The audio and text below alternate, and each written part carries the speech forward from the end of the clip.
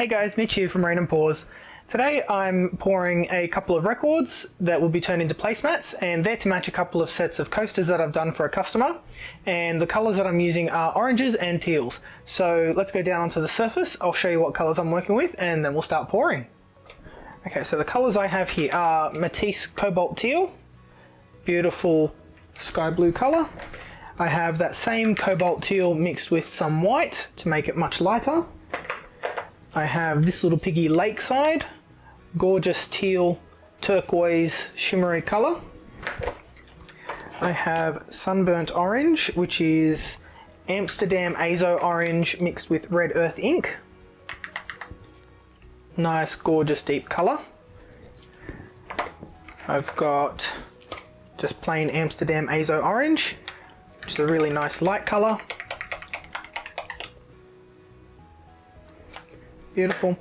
I have this little piggy Mango and this little piggy Ball Gown. So Mango is the light orange colour, and that goes really well with this colour scheme. And Ball Gown is Interference Gold. Now I have to be careful when I'm layering these that I don't put the Interference Gold on top, the Ball Gown, because it does tend to take over, and that's not what I'm after. Now my cell activators, I'm using two today. I'm using black and white.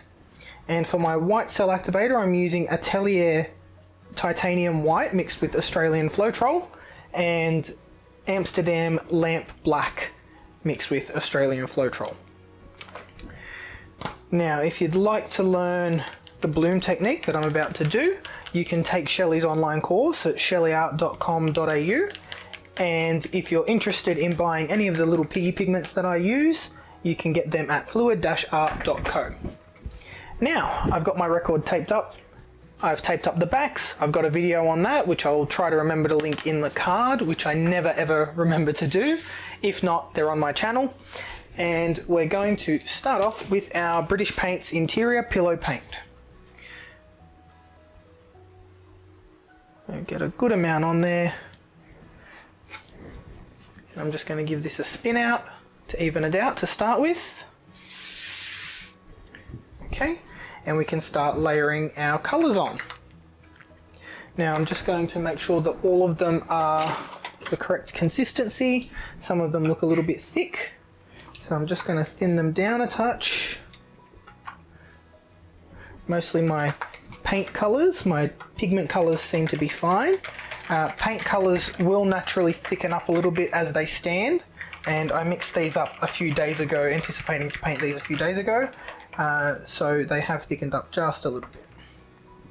So always very important that you check that before you start painting, and every time before you put them down on your surface, so that you have the correct consistency paint and you don't run into troubles as you're painting. So I will monitor these between each pour as well, just to make sure that they all remain the same. And if they need a little bit more varnish in them, I will add that.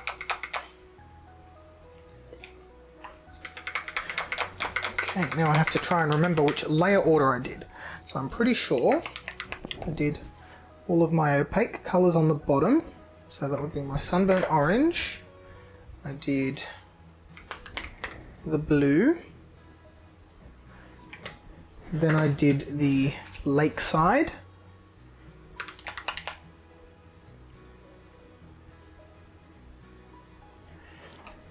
Then I had to do the orange. So one of the issues I was encountering was a film of the orange paint over the top, and it's because this orange paint is also opaque. So that was causing all of the colours underneath it to become muted and have an orange cast to them, which I didn't want. Same thing with this blue. It was causing that blue film over the top, and it's not what I wanted. So with a record, you do have to put a fair bit of paint down. And because I don't want that Ball Gown to take over, I'm going to put that second last under the Mango. And again, just got to thin this down. Keep an eye on that.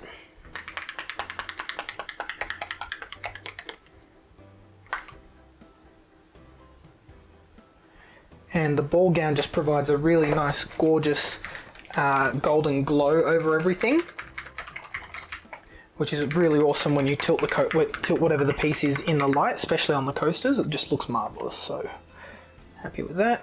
A little bit of the orange there, and I'm going to put the smallest amount of the other orange underneath, just so the cell activator's got something to float on. Then I'm going to use my world's smallest blower to blow these out. I've got my white cell activator and my black cell activator.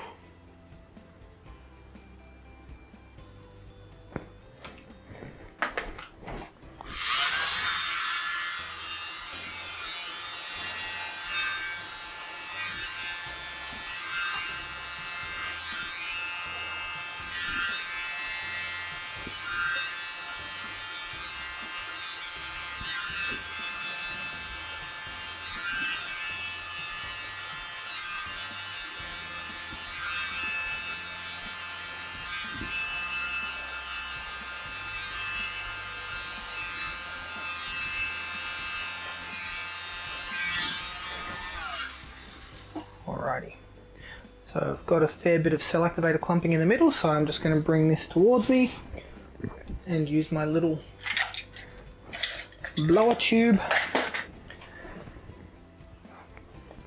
Okay, then we can put that back in the center, make sure it's pretty even. There we go, and let's give it a good spin.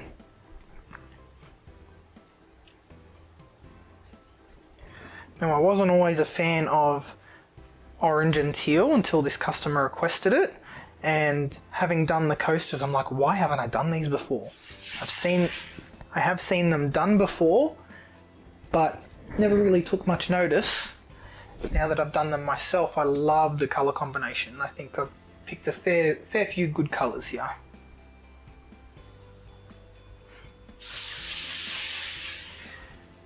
Okay, I need to get my drip cup, and I'm going to scrape up all this wastage paint.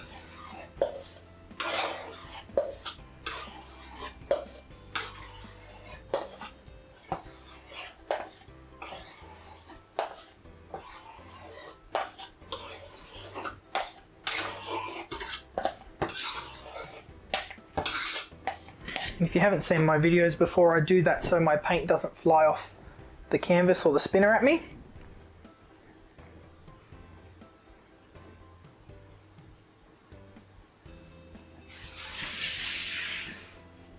And there we have one amazing sheleeart bloom. Now, I do have a little bit of paint left in the center, so I'm going to give it a really big spin.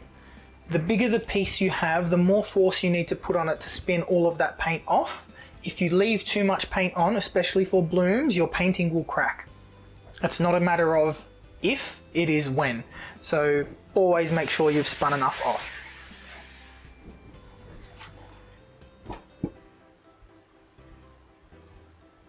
Spinning off all that extra paint also really opens up the center and shows more of that design.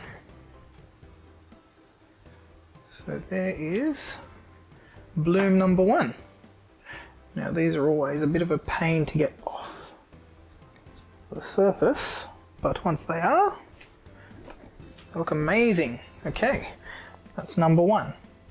So I have 6 of these to do. I may talk through some of them, I may not.